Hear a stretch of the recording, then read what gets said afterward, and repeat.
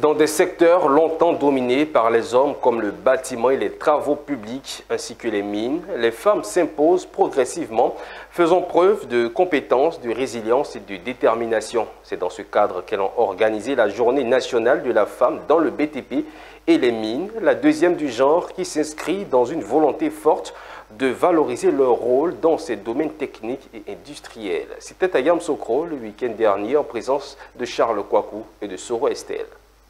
L'événement a rassemblé une grande diversité d'acteurs, ingénieurs, techniciennes, entrepreneurs, étudiantes, responsables d'entreprises, représentants d'institutions publiques et des partenaires techniques. Les objectifs de cette journée sont multiples. Promouvoir une participation active et inclusive des femmes dans le secteur du BTP et des mines. Créer un espace d'échange entre les professionnels, les autorités publiques, les entreprises et les institutions de formation. Identifier les défis, les opportunités et les perspectives d'évolution des femmes dans ces secteurs. Renforcer les compétences des participantes à travers des ateliers techniques, des témoignages inspirants ainsi que des sections de réseautage. Plusieurs temps font rythmer la journée, notamment une conférence dédiée aux enjeux du genre dans le secteur industriel.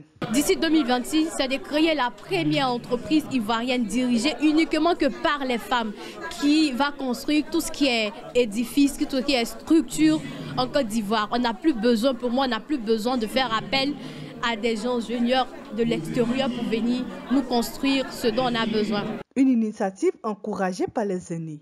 Je peux dire que je ressors aujourd'hui avec les yeux plein d'étoiles dans les yeux de voir justement ces jeunes dames dynamiques, brillantes, intelligentes qui constituent la relève et qui nous donnent nous de l'espoir. On va dire nous un peu les grandes sœurs du secteur des mines et du BTP, de voir ces jeunes filles-là dans cette amicale. On ne pouvait qu'appuyer une telle initiative.